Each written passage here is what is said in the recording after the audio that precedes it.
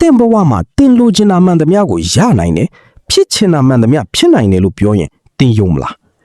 ဒီလီဝဲချက်ကိုရှေးခေတ်ကပလီတိုနယူတန်နဲ့အိုင်းစတိုင်းတို့လိုပုဂ္ဂိုလ်ကြီးတွေသိခဲ့ကြပါတယ်အဲ့ဒါကတော့ law of attraction ဆွဲဆောင်မှုနိယာမပါပဲ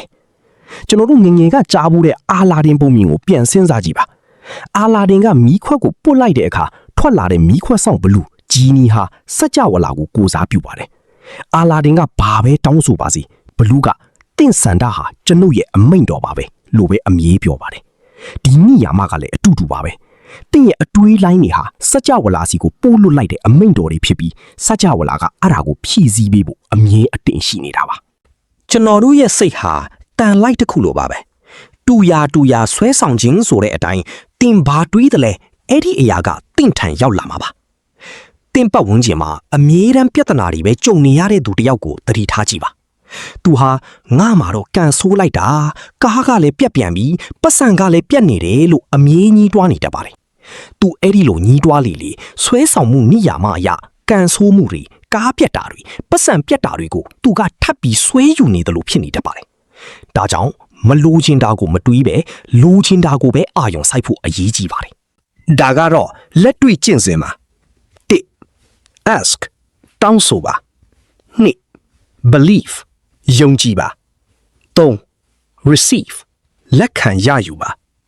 စัจ java လာစီကတောင်းဆိုတာဟာစားတောက်ဆိုင်မှာဟင်းမာတာနဲ့အတူတူပါပဲတင်ကမေနူးတွေကနေဟင်းတစ်ခွက်ကိုတိတိကျကျမာလိုက်ပြီးရင် ask ဟင်းရောက်မလားမချင်းမီးဖို့ကြောင့်လည်းပြေးကြည့်ပြီးဟင်းကတကယ်ရမှာလားသူတို့များမိနေသလားလို့တန်တရားမဝင်ပါဘူးတင်ဟာစပွဲမှာ EECC ထိုင်ဆောင်နေတယ် believe ဘာလို့လဲဆိုတော့ဟင်းကမကြခင်ရောက်လာတော့မယ်ဆိုတာတင်သိနေလို့ပါတင်ဘဝရဲ့ရည်မှန်းချက်တွေကိုလည်းဒီတိုင်းပဲယုံကြည်ချက်အပြည့်နဲ့စောင့်စားရမှာပါ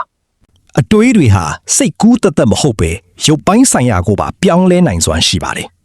ဆေးပညာလောကမှာလူနာတယောက်ကိုဆေးအစစ်မဟုတ်ပဲတကြားလုံးသို့မဟုတ်ရေကိုသာဒါဟာယောဂပျောက်စေမယ်ဆေးစွမ်းကောင်းလို့ယုံကြည်အောင်ပြောပြီးတိုက်လိုက်တဲ့အခါလူနာရဲ့ယောဂတကယ်ပျောက်ကင်းသွားတာမျိုးပါဒါဟာစိတ်ရဲ့ယုံကြည်မှုကခန္ဓာကိုယ်ရဲ့ cell တွေကိုပြောင်းလဲပြစ်နိုင်စွမ်းရှိတယ်ဆိုတာသက်သေပြနေတာပါ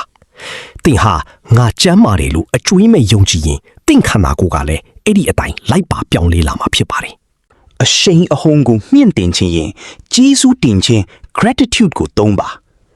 Chicken Soup for the Soul စာရေးဆရာ Jack Canfield ဟာသူဘာမှမရှိသေးခင်တုန်းကဒေါ်လာ300,000 တန်ချက်လက်မှတ်တစ်ခုကိုကိုယ်တိုင်ရေးပြီးမျက်နှာချက်မှာကတ်ထားခဲ့ပါတယ်သူနေ့တိုင်းအိယာနိုးတာနဲ့အဲ့ဒီပတ်စံကိုရပြီးသားလို့စိတ်ကူးရင်ပုံဖော်ခဲ့ပါတယ်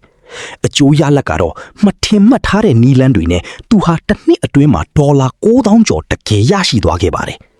ဂျေဇူးတင်ခြင်းနဲ့စိတ်ကူးပုံဖော်ခြင်းဟာအောင်မြင်မှုကိုအမြန်ဆုံးခေါ်ဆောင်ပေးနိုင်ပါတယ်ငွေမရှိဘူးလို့တွေးနေတဲ့၍ငွေကတင့်စီလာမှာမဟုတ်ပါဘူးကဘာကျော်ဟာတာတရုတ်ဆောင် Jim Carrey ဟာ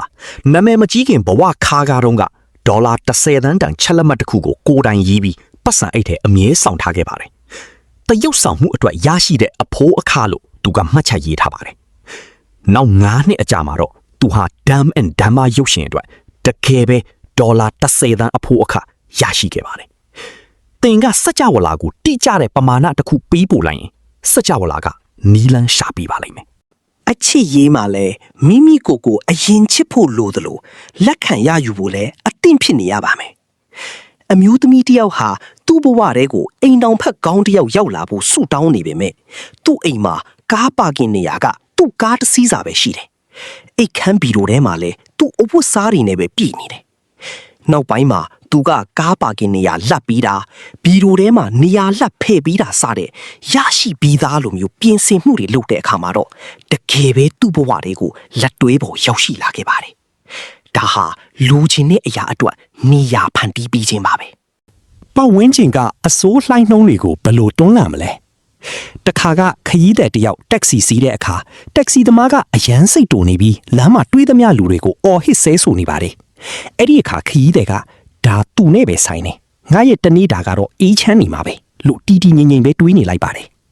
ခရီးဆုံးတဲ့အခါတက်ဆီသမားကရုတ်တရက်လီတန်ပြောင်းသွားပြီးကျေးဇူးပါပဲခင်ဗျားနဲ့စီးရတာကျွန်တော်စိတ်တွေအေးချမ်းသွားတယ်လို့ပြောခဲ့ပါတယ်တင်းရဲ့အကောင်းမြင်စိတ်ကအစိုးမြင်စွမ်းအင်တွေကိုတောင်ပြောင်းလဲပြနိုင်ပါတယ်တင်က rock တချင်နားထောင်ခြင်းရေဒီယိုမှာ rock line ကိုပဲဖမ်းရပါမယ် classic line ကိုဖန်ထားပြီးဘာလို့ rock သချင်းမလာတာလဲလို့စိတ်တူနေလို့မရပါဘူးတင်ဘဝမှာပျော်ရွှင်မှုတွေလိုချင်ရင်တင်စိတ်ကိုပျော်ရွှင်မှုလှိုင်းနှုံးပေါ်မှာပဲအမြဲတင်ထားပါနေ့စဉ်ကျင့်စဉ်အနေနဲ့မနဲ့နိုးတာနဲ့ကျေးဇူးတင်စရာ၅ခုကိုအမြဲစဉ်းစားပါညဘက်ကားမောင်းတဲ့အခါရှိမိကြီးဟာပေ200လောက်ပဲမြင်ရပါတယ်ဒါပေမဲ့အဲ့ဒီပေ200ကိုပဲကြည့်ပြီးမုန်းသွားရင်မိုင်ပုံးရာချီတဲ့ခီးကိုရောက်နိုင်ပါတယ်တင်ဘဝမှာလည်းအစကနေအဆုံးထိအကုန်မြင်နေရဖို့မလိုပါဘူးပထမခြေလမ်းကိုယုံကြည်မှုနဲ့လှမ်းလိုက်ဖို့ပဲလိုပါတယ်